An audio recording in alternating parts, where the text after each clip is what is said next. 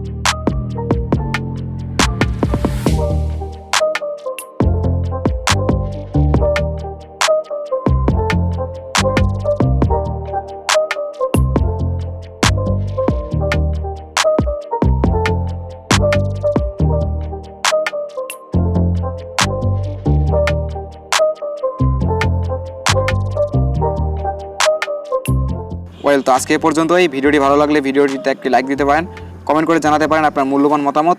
দেখা হচ্ছে পরবর্তী নতুন কোনো ভিডিওয়। ততক্ষণের জন্য ভালো থাকবেন, সুস্থ থাকবেন। আসসালামু আলাইকুম।